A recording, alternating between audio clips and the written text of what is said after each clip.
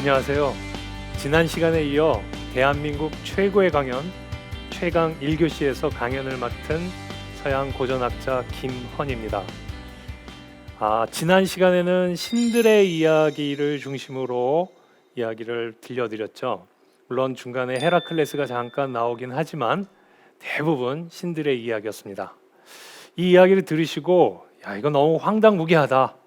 신들이 너무 거칠다. 그리고 애들 같다. 이런 말씀들을 많이 해주시더라고요.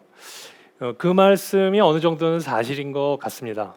왜냐하면 실제로 우리나라에서도 그리스 로마 신화를 가장 많이 읽고 가장 즐겁게 소비하는 층이 초등학생들이거든요.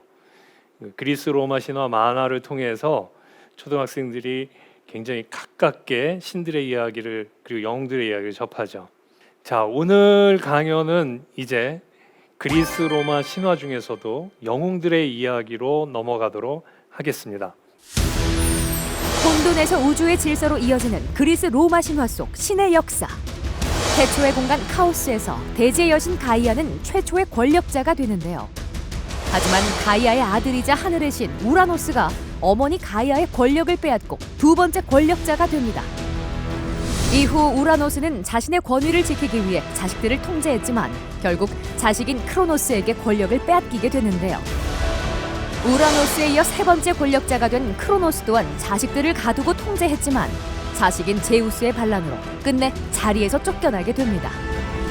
이후 네 번째 권력자가 된 제우스는 올림포스 12신 체제를 구축하며 영원한 권력과 질서를 세우게 되는데요.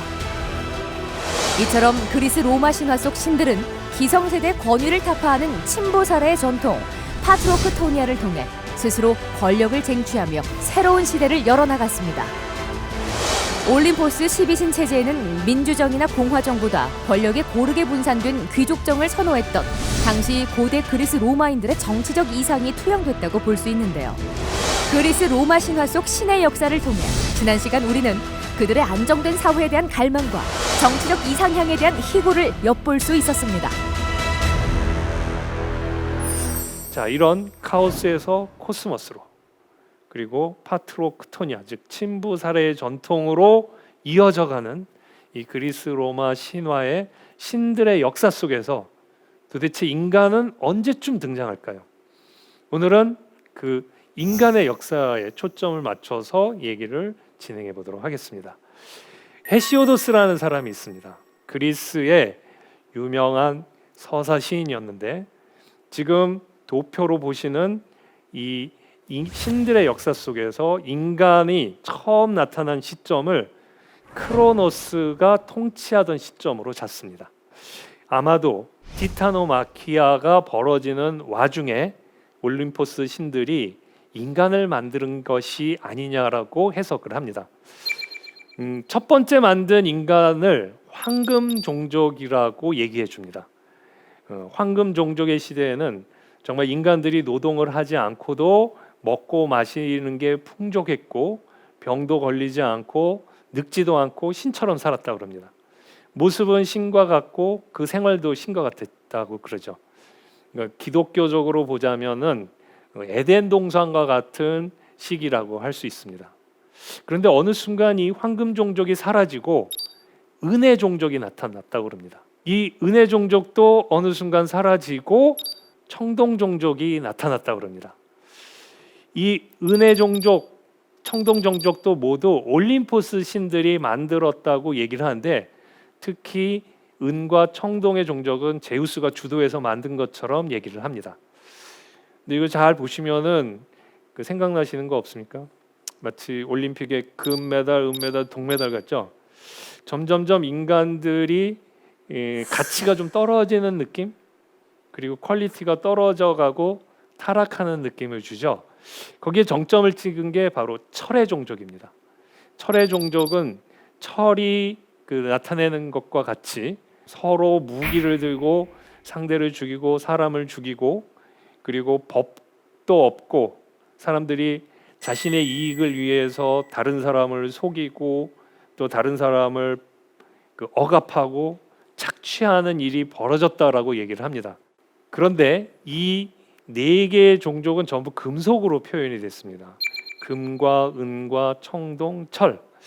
근데 요 사이에 제가 중간에 공백을 하나 넣었는데 공백에 들어갈 종족이 하나 태어납니다. 그들이 바로 영웅 종족입니다. 이 영웅 종족은 신과 인간 사이에서 태어난 종족이라고 합니다. 그러니까 부모 중에 하나가 신이고 하나는 인간인 거죠. 그러니까 영웅 종족은 그런 점에서 반신 반인이다라고 얘기를 합니다. 황금 종족이나 은혜 종족 그리고 청동 종족이나 철의 종족은 자기네들끼리 사랑을 나눠서 자식을 낳거나 최초의 인간은 제우스나 올림푸스 신이 만들어 줍니다. 유독 이 영웅 종족만은 신이 인간과 사랑을 나누면서 낳게 되죠. 이 영웅 종족은 오늘 이야기 중에서 가장 중요하게 다룰 트로이아 전쟁이 일어나서 거기에 참가한 후 전쟁을 통해서 많은 영웅들이 죽었고 트로이아 전쟁 이후에 영웅이 사라졌다라고 얘기를 합니다. 그러니까 어떻게 보면 저 영웅 종족은 청종 종족 시대에 잠깐 나타나서 그 철의 종족의 시대까지 살다가 트로이아 전쟁을 통해서 멸종한 인간들이라고 할 수 있습니다. 영웅 종족의 특징을 잘 살펴보면은 한쪽이 신이고 한쪽이 인간이 부모 사이에서 태어났기 때문에 신에게서 받은 어떤 능력과 그런 특징을 가지고 있습니다. 신적인 능력 그리고 또 신의 영역을 갈망하는 그래서 영원히 살고 싶어하는 그런 욕망을 가지고 있습니다. 그래서 자신의 뛰어난 능력을 가지고 열심히 그 신의 영역에 도전을 하는데 결국 인간의 한계를 갖기 때문에 그 한계에 부딪혀서 비극적으로 몰락하는 그런 운명을 갖게 되죠. 자, 이런 종족이 바로 영웅 종족입니다. 기독교적으로 보면은 이런 영웅이 딱 한 명 있습니다. 그게 바로 예수죠.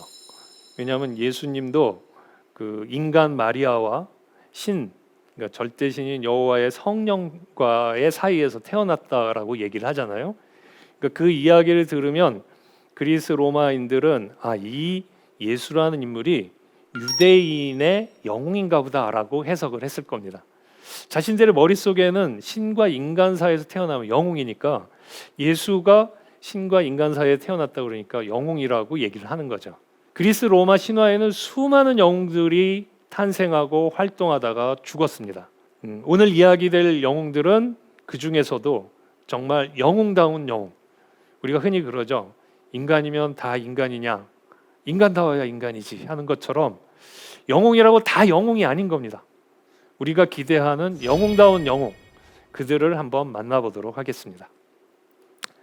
자, 첫 번째 그림에 나오는 이 영웅은 누굴까요? 여러분들이 보시기에 왼쪽에 남녀가 나오는데 위에 남자는 제우스 신입니다. 그리고 아래 침상에 있는 여인은 세멜레입니다. 제우스는 아시다시피 최고의 신이고 세멜레는 제우스 신전에서 일하던 제우스 신의 신전의 여사제였다고 알려져 있습니다. 제우스가 자신의 신전에 왔다가 세멜레가 너무 아름다운 거예요. 그래서 제우스가 인간의 모습을 하고 세멜레에게 접근해서 둘이 사랑을 나눠서 아들을 낳았다고 합니다. 이 아들이 누구냐면 바로 디오니소스입니다. 물론 이렇게 태어난 디오니소스를 헤라가 계속 괴롭힙니다. 자기가 미워하던 딴 여자에게서 난 그 자식이라고 해서 굉장히 미워하고 핍박을 하는데 디오니소스는 그 핍박을 이겨내면서 전 세계를 떠돌게 되죠.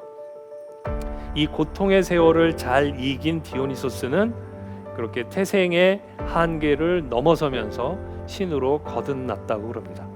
그러면서 농사를 짓는 법, 포도를 재배하는 법, 그 포도를 가지고 포도주를 만드는 법을 만들어서 인간들에게 가르쳐주고 인간들에게 도움을 줬다고 합니다. 디오니소스는 그런 점에서 충실한 영웅이었다고 할 수 있고 그 영웅에서 신으로 거듭난 존재라고 할 수 있습니다.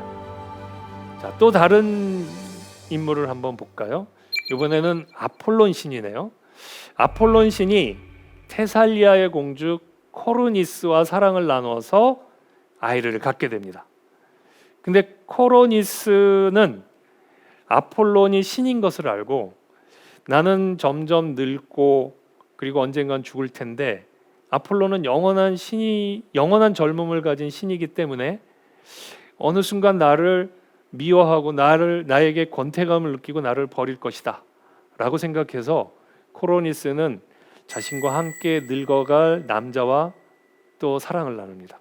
그러니까 아폴론이 이 말을 듣고 분노가 치솟아서 그 현장에 달려가서 화살로 코르니스를 쏴 죽였답니다. 그 코르니스가 아폴론을 보고 정말 미안해요 아폴론님. 그러나 제가 이런 이유로 잘못을 저질렀네요. 그러나 조금 나중에 저를 쏘시지 그러셨어요. 이렇게 얘기를 합니다. 그래서 왜 그러냐 그랬더니 제가 당신의 아이를 갖고 있어요. 이렇게 얘기를 했답니다. 그래서 아폴론이 가만 보니까 결국 그 코르니스는 죽고 그 뱃속에 아이가 있는 걸 발견했습니다. 그래서 그 아이를 얼른 꺼내서 그 켄타우루스 족에게 맡겨서 키우게 했답니다. 그렇게 해서 자라난 아이가 여러분이 보시는 오른쪽 화면에 있는 동상입니다. 특징이 지팡이에 뱀이 감겨 있는 그런 모습이죠. WHO 거기에 엠블렘으로 쓰이고 있는 모습이 바로 그 뱀이 감긴 막대기죠. 바로 의학의 신 아스클레피오스입니다. 이것도 좀 이상하죠? 왜냐하면 영웅이라고 그랬는데 의술의 신이라고 또 얘기를 하니까요. 디오니소스와 마찬가지로 이 아스클레피오스도 태생적으로 보면은 영웅 종족의 인간이었습니다. 아폴론 신과 코르니스라는 여인 사이에서 태어났기 때문에요. 그런데 이 아스클레피오스는 아폴론으로부터 받은 유전자 중에 의술의 유전자를 가지고 있었습니다. 그리고 켄타우로스 족인 케이론에게 의술을 배우면서 세상에서 가장 뛰어난 명의가 되었습니다. 그래서 아픈 사람을 고통에서부터 구해주고 심지어는 거의 죽은 사람도 살려내는 정도까지 아스클레피오스가 사람들을 살려냈습니다. 그러자 이 모습을 본 지하의 신 하데스가 제우스에게 원망을 합니다. 지금 세상에 아스클레피오스 때문에 하데스로 내려온 인간이 없다. 사람이 죽어야 나의 왕국도 점점 번성할 텐데 아스클레피오스가 그 길을 막고 있다. 그러니까 제우스가 자연의 이치를 어긋나게 하는 아스클레피오스는 벌을 받아 마땅하다. 그러면서 번개를 내려서 아스클레피오스를 죽이게 됩니다. 여기에 대해서 아폴론이 또 항의를 하죠. 왜 제 자식을 죽입니까? 제 자식은 고통받는 사람을 살려내는 그런 영웅적 존재인데 왜 죽입니까? 그래서 항의를 했고 이 항의가 받아들여져서 제우스가 다시 아스클레피오스를 살려냈답니다. 그렇게 함으로써 아스클레피오스는 영웅으로 태어나 벼락을 맞고 죽었지만 다시 부활해서 신으로 거듭났다고 합니다. 이런 점에서 아스클레피오스와 디오니소스는 영웅으로 태어나서 신이 된 존재들이죠. 이 이야기에도 많은 신화학자들이 기독교의 예수님과 비교를 많이 합니다. 예수님의 행적도 이렇게 보면은 아주 보잘것없는 태생 속에서 태어나서 사람들, 가장 가난하고 약하고 병든 사람들을 돌봐주면서 치유를 해주죠. 그래서 죽은 사람도 살려내고 아픈 사람도 살려내고 이것 때문에 결국 십자가에 못 박혀 죽임을 당하죠. 그러나 거기서 죽는 걸로 끝나지 않고 다시 부활해서 영원한 생명을 누리는 존재로 예수의 이야기가 진행되는데 이 이야기와 아스클레피오스 이야기가 너무나 흡사하다고 생각을 했던 겁니다. 실제로 그리스인들, 로마인들은 처음으로 기독교를 접하면서 예수의 생애를 들었을 때 혹시 이 예수라는 사람이 아스클레피오스 신인가? 라고 생각하기도 했다고 합니다. 이제 이런 몇 가지 이야기 속에서 많은 학자들은 기독교와 그리스 로마 신화를 이렇게 비교하면서 유사점을 찾아내고 또 차이점이 무엇인지 여기에 주목하기도 합니다.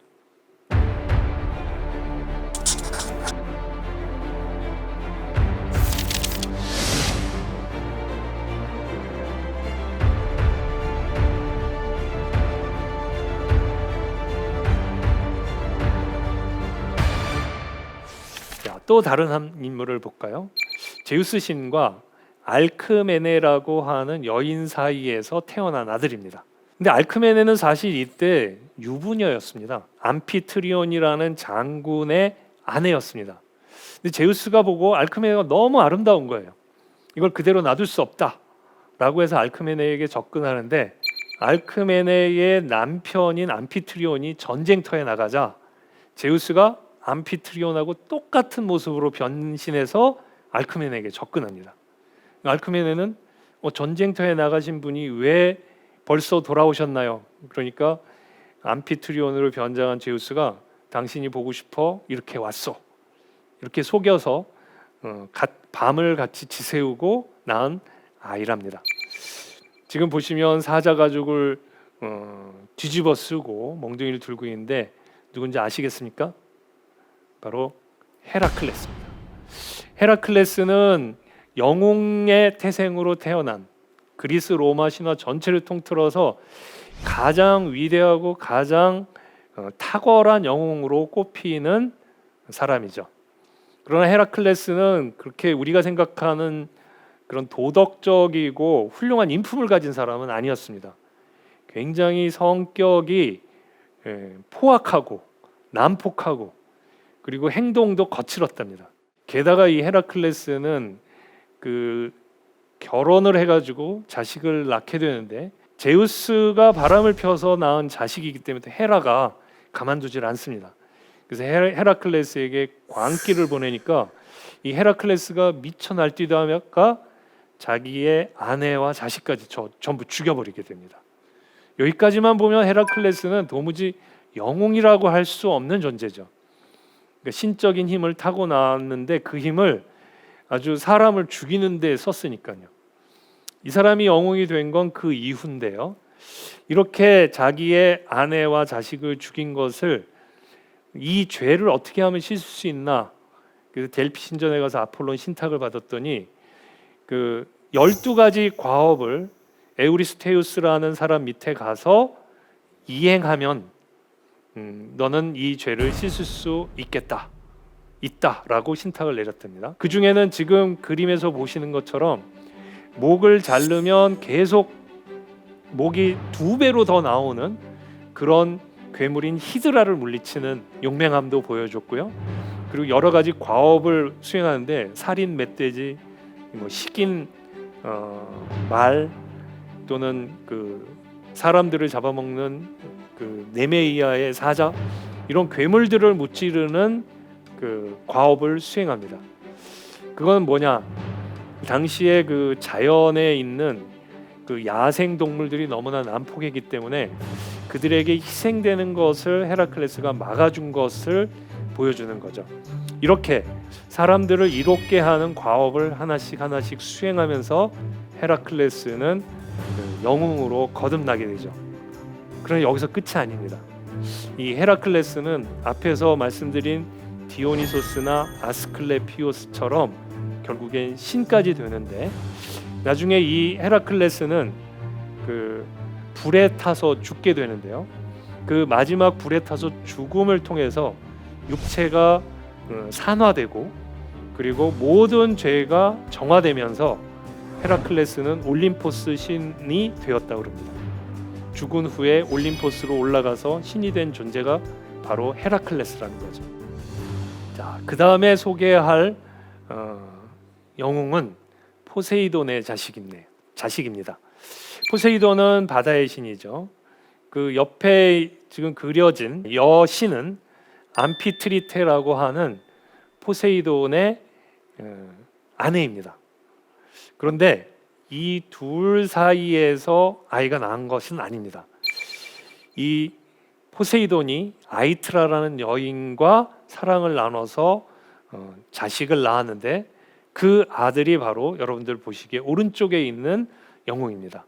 그 영웅이 한 손엔 칼을 들고 한 손에는 황소 머리를 잡고 있죠. 저 황소 머리를 한 괴물은 얼굴은 황소인데 몸은 인간인 미노타우루스입니다. 이 영웅은 바로 테세우스죠. 테세우스는 아테네의 최고 영웅이라고 할 수 있습니다.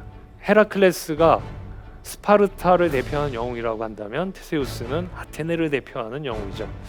당시 그리스 세계를 양분했던 세력이 아테네와 스파르타였고 기원전 431년에는 이 두 나라가 전쟁까지 벌이죠.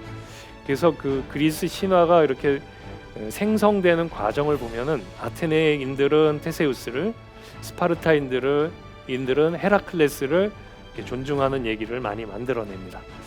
이 테세우스는 크레타 섬에 사는 저 미노타우루스라는 괴물을 처치하고 그 아테네의 그 총각 처녀들이 제물로 바쳐지는 그런 위기 상황을 벗어나게 하는 영웅이었습니다. 아까 그 미노타우로스 얘기를 했는데 이 미노타우로스와 관련이 있는 인물입니다. 오른쪽에 보시는 이 인물의 아버지는 제우스고 어머니는 에우로페라는 여인이었습니다. 에우로페는 포에니키아의 공주였고 굉장히 아름다웠죠. 근데 이 공주를 보고 제우스가 반하게 됩니다. 그래서 이번에는 자신이 황소로 변해서 에우로페에게 접근하고 접근하고서는 에우로페를 등에 태우고 그 바다로 뛰어든다고 그럽니다.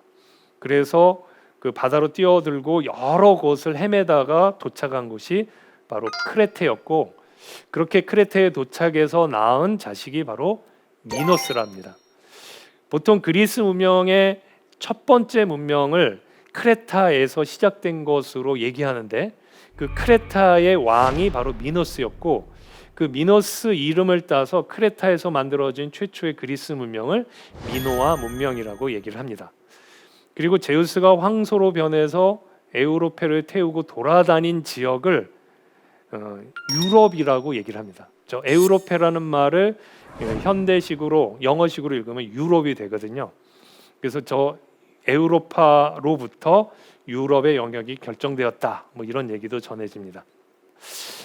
그 다음에 거의 마지막 시대의 영웅이라고 할 수 있는 존재입니다. 이 오른쪽에 보시는 그림에서 한 전사가 다른 전사를 압도하고 있죠. 그 전사의 어머니는 바다의 신 테티스였고 아버지는 펠레우스라는 사람이었습니다. 둘 사이에서 태어난 이 영웅은 트로이아 전쟁의 최고 전사입니다. 여러분들이 잘 아시는 아킬레우스입니다. 이렇게 해서 테티스가 아들을 낳은 다음에 아킬레우스를 너무나 사랑한 나머지 불멸의 몸이 될 수 있도록 하기 위해서 이승과 저승의 경계를 흐르는 스틱스 강에다가 아이를 담굽니다. 그 물이 묻으면 불멸의 신처럼 상하지 않는 그런 몸이 된다고 그래서 거기다 담궜는데 이렇게 물에 담그려다 보니까 어딘가는 잡아야 되지 않습니까? 그게 바로 아킬레우스의 뒤꿈치였답니다. 그래서 거기만 물이 안 묻었기 때문에 거기가 아킬레우스의 최대 약점이 되었다 그러죠. 그래서 우리가 누군가의 약점을 말할 때 아킬레우스 건이다 이렇게 얘기를 하는데 바로 그 아킬레우스 건은 이런 신화 속에서 나온 이야기입니다.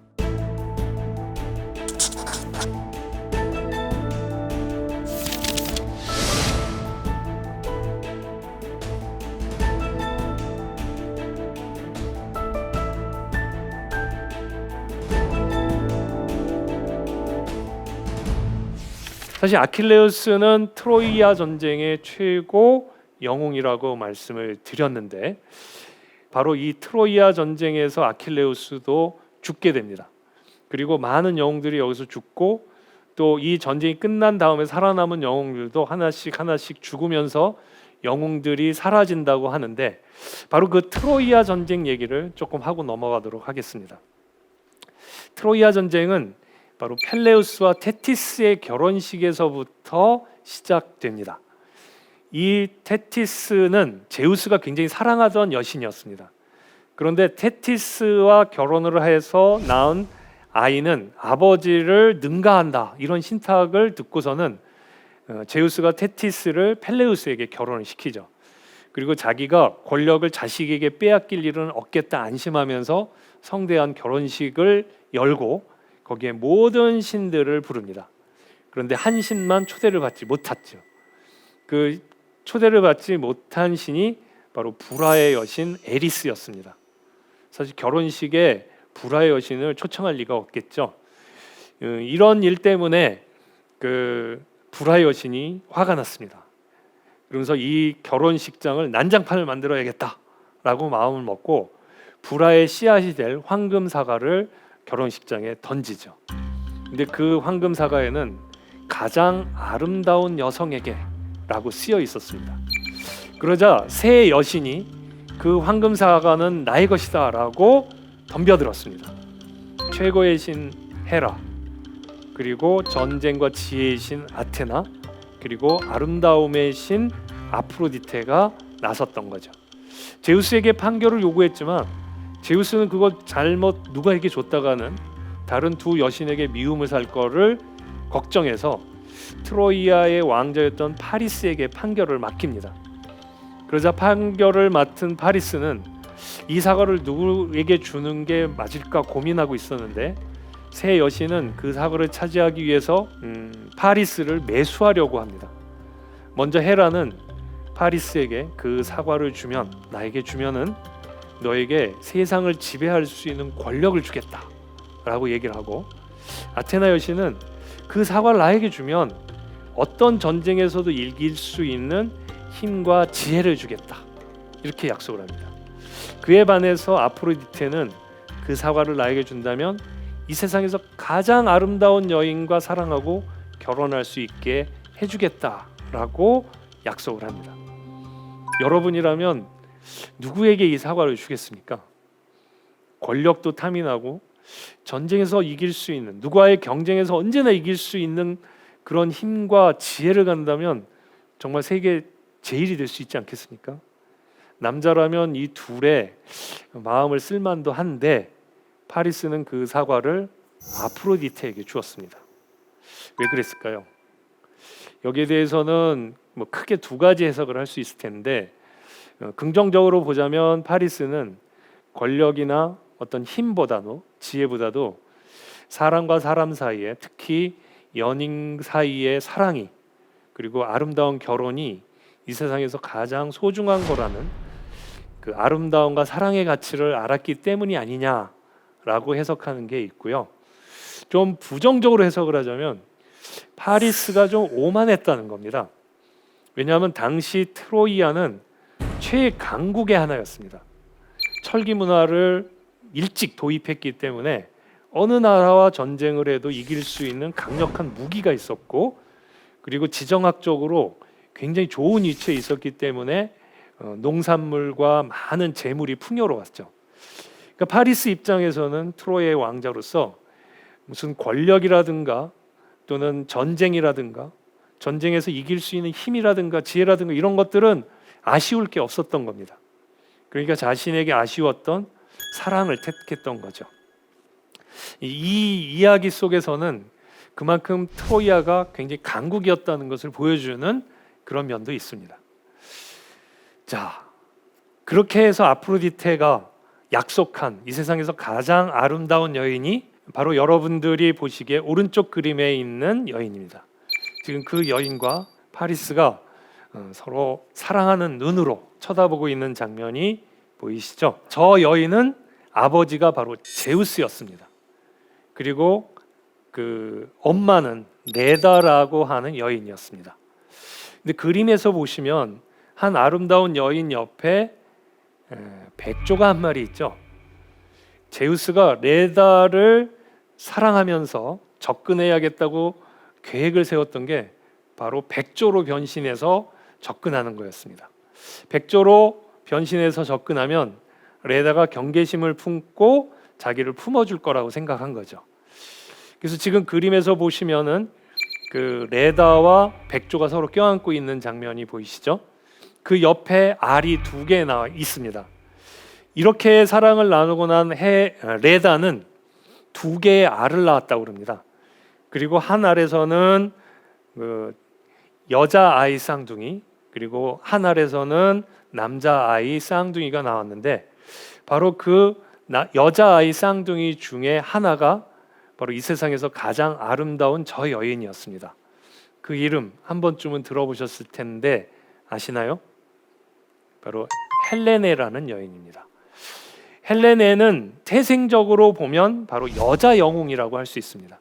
아버지가 제우스고 어머니가 인간 레다였기 때문이죠.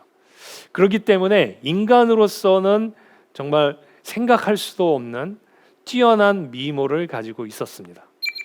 이렇게 그 아름다운 여인 헬레네를 선물로 받은 파리스는 굉장히 행복했겠죠? 그러나 문제가 있었습니다. 왜냐하면 헬레네는 이미 유부녀였기 때문입니다. 스파르타의 왕 메넬라우스의 아내였던 거죠. 파리스는 그러한 모든 조건과 상황에도 구애받지 않고 스파르타를 찾아갑니다. 그리고 메넬라우스와 잔치를 벌인 후 메넬라우스가 자리를 비운 사이에 헬레네를 유혹해서 트로이아로 데려가죠. 자, 이렇게 아내를 빼앗긴 메넬라우스가 가만히 있을 리 없죠. 메넬라우스는 당장에 쳐들어가야 되는데 자기 혼자의 힘만으로는 트로이가 너무 강했던 겁니다. 그래서 쳐들어가지 못하고 자기 형 아가멤논을 찾아가죠. 그래서 아가멤논에게 부탁을 하죠. 형, 내 아내를 빼앗겼어요. 형이 좀 도와줘야겠어요. 그럼 두 나라가 힘을 합해서 쳐들어가야 되는데 아가멤논도 두려웠던 겁니다. 트로이아가 너무나 강했기 때문에 둘만의 힘으로는 극복하기가 어려웠다고 생각했죠. 그래서 그리스 전역에서 수십 명의 군주들을 모아가지고 10만이 넘는 군대를 이끌고 트로이아를 치게 되죠. 바로 그게 트로이아 전쟁입니다.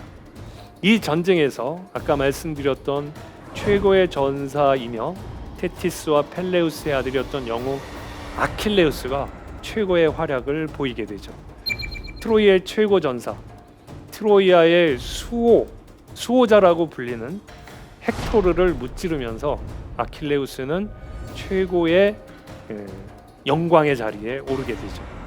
하지만 이렇게 아킬레우스가 헥토르를 무찌르고도 트로이아는 쉽게 함락이 되지 않았습니다. 굉장히 아까도 말씀드렸지만 풍요롭고 무기 체제가 강하고 또 군사력이 탄탄하고 조직력이 강했던 그런 문명 국가였기 때문에 오합지졸처럼 모인 그리스 연합군이 쉽게 정복할 수가 없었죠. 10년 동안 전쟁이 이루어지고 10년째 아킬레스 헥토르를 물리쳤음에도 불구하고 트로이는 함락되지 않았었습니다. 트로이아를 함락시킨 사람은 바로 오디세우스였는데, 여러분도 잘 아시는 것처럼 트로이아의 목마 작전을 썼죠. 마치 모든 그리스인들이 전쟁을 포기하고 도망간 것처럼 해놓고 거대한 목마를 하나 떡 트로이아 성 앞에 놓아두었습니다. 사실 그 속에는 그리스 최고 전사들이 있었죠. 전쟁이 끝난 줄 안 트로이 사람들은 방심한 채 이 트로이아의 목마는 전리품이다 생각하고 성 안으로 들여오죠. 그래서 요즘도 그 트로이아 목마 작전이라든가 당신이 트로이아의 목마 이런 말을 하는 경우가 있죠. 분명히 우리 편으로 들어왔는데 적에게 유리한, 경쟁자에게 유리한 어떤 행동을 하면 저 친구 저거 트로이아 목마 아냐? 이렇게 얘기를 하는데 바로 그 내용이라고 할 수 있습니다. 이 작전은 대성공을 거두죠. 트로이 사람들은 전쟁이 승리로 끝났다고 생각하고 잔치를 벌이고 먹고 마시고 노는데, 그렇게 해서 널브러진 틈에 한밤중이 되자 저 목마에서는 그리스 정예 군사들이 내려오고 성문을 열어줍니다. 숨어있던 그리스인들이 성 안으로 몰려들면서 방심한 채 승리의 기쁨에 취해 있던 트로이아인들을 모두 몰살하게 되죠. 그 와중에 트로이아를 빠져나온 사람이 하나 있었습니다. 그 사람이 바로 아에네아스라는 사람이었죠. 아에네아스는 트로이아의 그 왕족 출신이었고 굉장히 용맹스럽고 지혜로운 전사였습니다. 영웅이었고요. 그래서 처음에는 트로이아가 멸망한 것을 보고서는 나도 여기다 뼈를 묻겠다라고 하면서 칼을 들고 마지막 결전을 벌였습니다. 그렇지만 비너스 여신, 아프로디테 여신이 그 아에네아스에게 넌 여기서 이러지 말고 너의 가족을 챙기고 살아남은 트로이아의 유민들을 데리고 새로운 트로이아를 건설하라, 이런 명령을 받게 됩니다. 그래서 지금 장면처럼 아버지를 어깨에 짊어지고 아들을 데리고 아내를 이끌고, 그리고 뒤에는 수많은 유민들이 있었겠죠. 그 유민들을 이끌고 불타는 트로이아를 탈출하게 됩니다. 새로운 트로이아를 건설하기 위해서요. 이 인물 아에네아스는 그야말로 영웅 중에 영웅이라고 할 수 있습니다.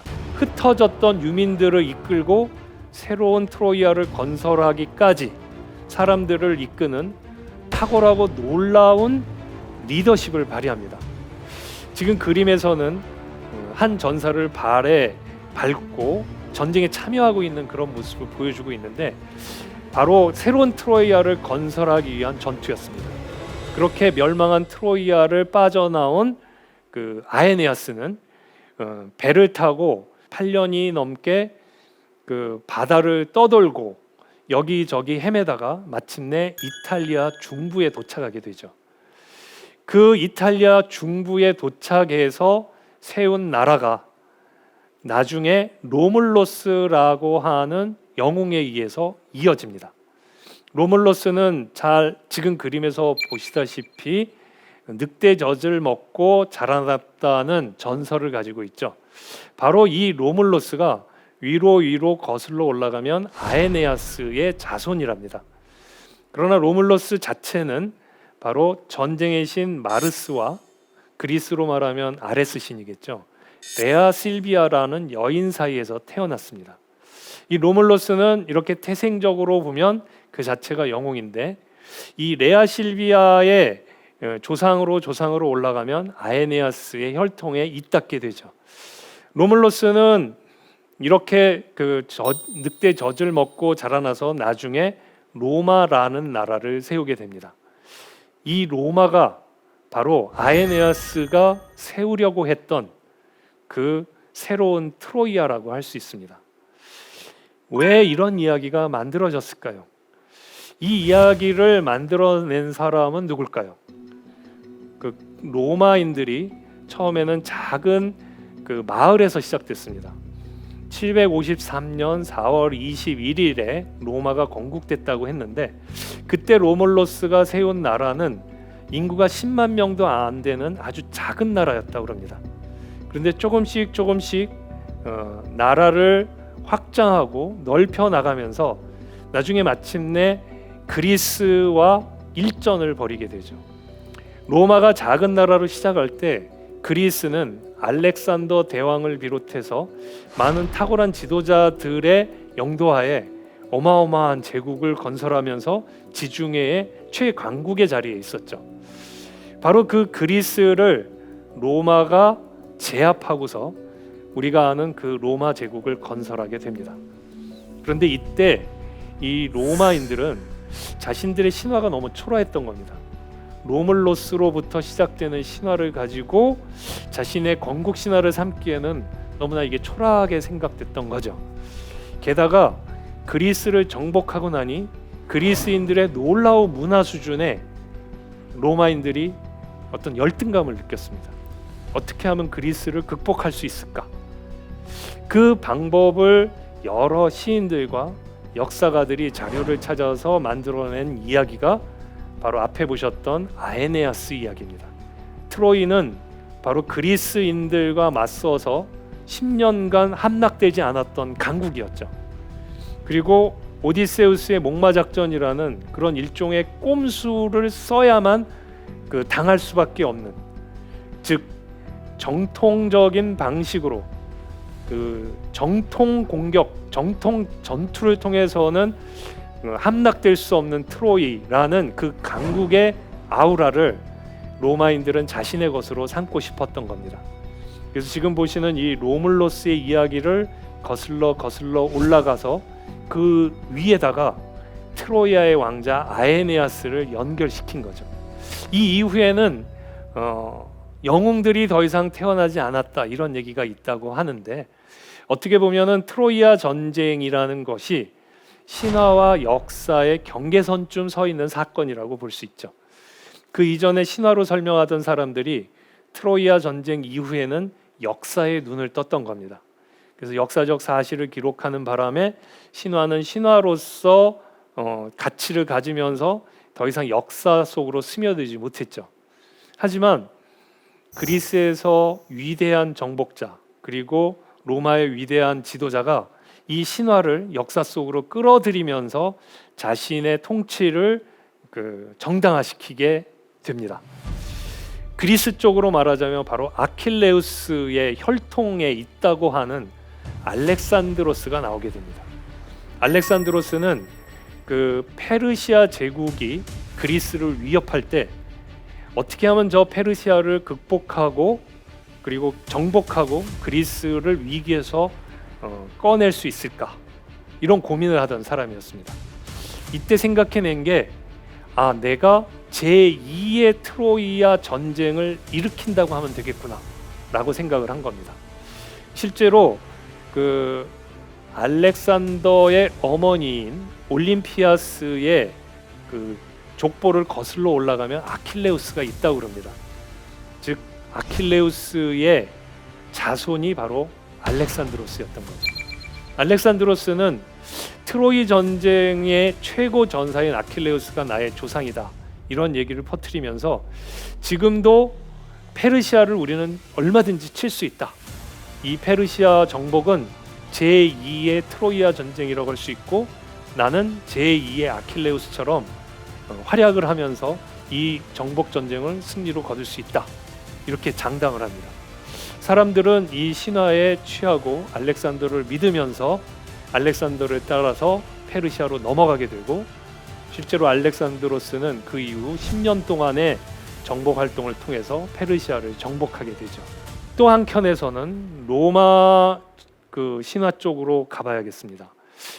아에네아스 얘기를 했는데, 아에네아스는 트로이아의 마지막 보루였다고 했죠. 불타는 트로이아를 버리고 새로운 트로이아를 건설하기 위해서 아버지와 아들을 데리고 그리고 유민을 거느리고 새로운 땅을 찾아 나섰습니다. 지금 이 모습은 그 아에네아스가 아버지를 짊어지고 아들을 잡는 모습인데 3대를 이렇게 그려놨죠. 그리고 아버지의 손에는 페네테스라는 신상이 달려 있습니다. 이게 어쩌면 로마의 이상을 보여주는 거라고 합니다. 그러니까 신에게 경건하고 부모에게 효도하고 나라에 충성한다는 이것을 로마의 이념으로 삼았는데, 이 이념을 고스란히 가져다가 쓴 사람이 바로 아우구스투스입니다. 실제로 아우구스투스는 로물로스로 시작되던 신화를 트로이아 전쟁에까지 끌어올려서 로마의 역사를 화려하게 만들고 그 선상에서 그 로마는 결코 보잘것없는 나라가 아니라 그리스와 경쟁했던 엄청난 강국이었던 트로이아의 후예들이다, 이런 얘기를 만들어냈던 겁니다. 그리고 그 아에네아스의 후손 중에 로마라는 나라를 세운 로물로스가 있고 그 로물로스의 후손 중에 아우구스투스가 있다라고 얘기를 했습니다. 그래서 아우구스투스는 자신이 로마 제국을 만들고 로마의 황제가 되는 것을 아에네아스의 신화를 가져다가 끌어다 쓰면서 내가 바로 아에네아스에게 내려졌던 신의 명령, 신의 사명을 완전히 완수할 수 있는 인물이다라고 사람들에게 얘기를 했던 거죠. 사람들은 그 이야기를 고지것대로 믿기 어려웠지만 로마가 혼란 속에 있는 것보다는 바로 저런 인물을 통해서 로마가 강국으로 커지는 게 좋겠다고 생각을 해서 그 이야기를 자신들의 신화로 역시 받아들이게 됩니다. 자, 이 트로이아 전쟁이 그리스 로마 신화에서 갖는 비중을 두 역사적 인물과 두 신화적 인물을 가지고 얘기해 볼 수 있을 것 같습니다. 자, 이 두 인물 알렉산드로스와 아우구스투스라는 인물이 그리스 로마 신화에 어떻게 보면 절정에 있는 인물들이라고 할 수 있죠. 즉 신화에서 역사로 이어지는 그 맥락 속에서 신화를 활용했던 사람이라고 할 수 있습니다.